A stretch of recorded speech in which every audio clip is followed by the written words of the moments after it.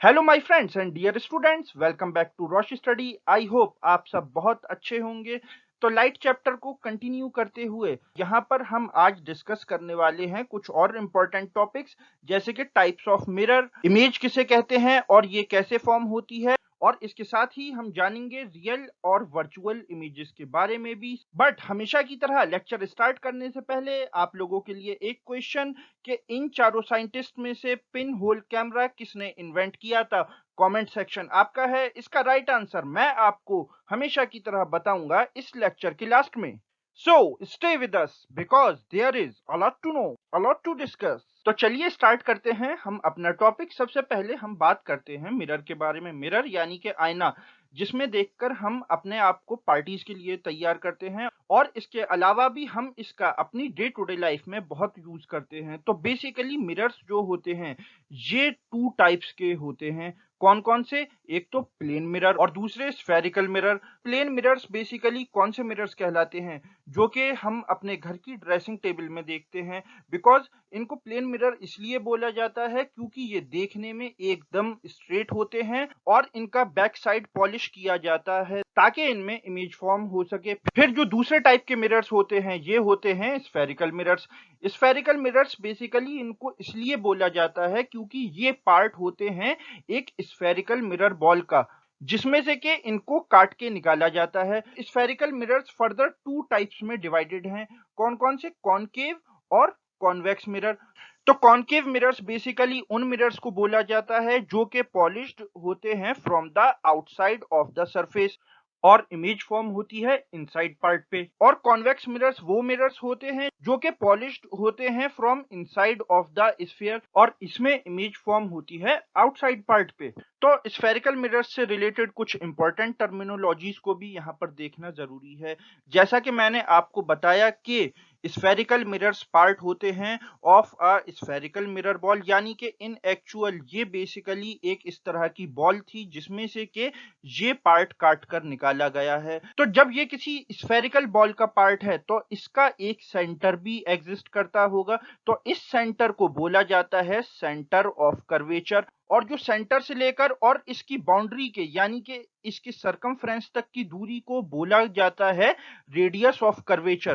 Because circle में centre से और सरकमफ्रेंस की दूरी को हम रेडियस ही तो बोलते हैं। तो मिरर या लेंस के केस में हम इसको रेडियस ऑफ कर्वेचर बोलते हैं। फिर जो रेडियस ऑफ कर्वेचर का हाफ डिस्टेंस होता है इसको हम बोलते हैं फोकल लेंथ।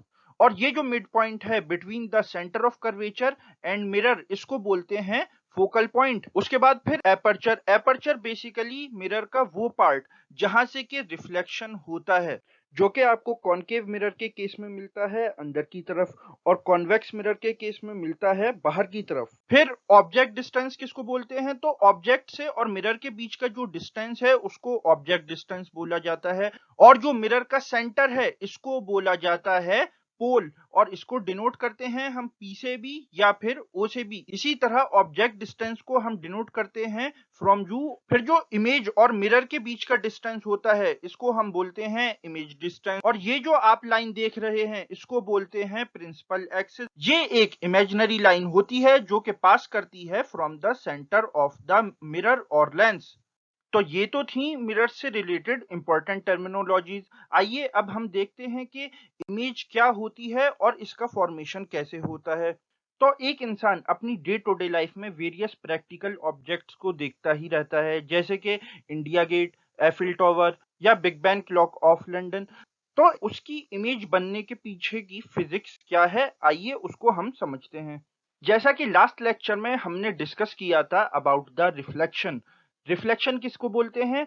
द रिटर्न और bounce back of beam of light from a surface, इसको हम बोलते हैं रिफ्लेक्शन। तो जो इमेज फॉर्मेशन है ये रिफ्लेक्शन ऑफ लाइट के ही अराउंड घूमता है। और इसको समझने के लिए आपको पहले रिफ्लेक्शन ऑफ लाइट को समझना पड़ेगा, जिसका लिंक आपको मिल जाएगा नीचे डिस्क्रिप्शन में। तो इमेज क्या होती है? जब मिनिमम टू रिफ्लेक्टेड रेज आपस में मीट करती हैं, इंटरसेक्ट करती हैं एक दूसरे के साथ, तब उससे जो फॉर्म होता है उसको हम बोलते हैं इमेज। इसको और बेटर वे में हम समझते हैं इस एनिमेशन के थ्रू। जैसे कि ये एक रूम है जहां पर के लाइट स्विच ऑफ है।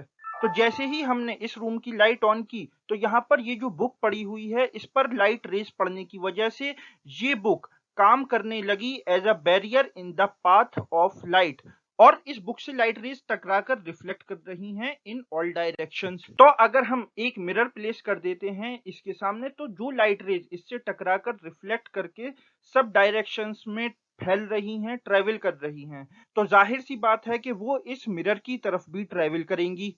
तो जब ये जो लाइट रेज यानी कि इंसिडेंट रेज आ रही हैं फ्रॉम दिस बुक, जब ये इस मिरर से टकराती हैं तो ये मिरर इनको रिफ्लेक्ट करता है जिसके रिजल्ट में इमेज फॉर्म होती है। तो ये तो है इमेज फॉर्मेशन जो कि आपकी समझ में आ गया होगा। तो इमेजेस बेसिकली दो टाइप्स के होते हैं, कौन कौन से? रियल और वर्चुअल इमेजेस।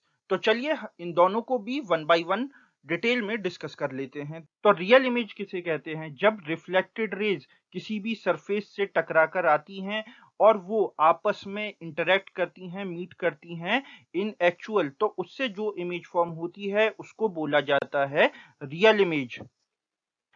जैसा कि आप इस एनिमेशन में देख सकते हैं, और ये जो रियल इमेज होती है ये होती है इन्वर्टेड, यानी कि ये हमेशा उल्टी बनती है और इसको स्क्रीन पर प्रोजेक्ट भी किया जा सकता है। जिसकी एग्जांपल जो मूवी थिएटर्स में प्रोजेक्शन होता है इमेज का, वो रियल इमेज होती है। फिर सेकंड टाइप है वर्चुअल इमेज। ये जो इमेज है ये फॉर्म होती है रिफ्लेक्टेड लाइट के वर्चुअली मीट करने की वजह से।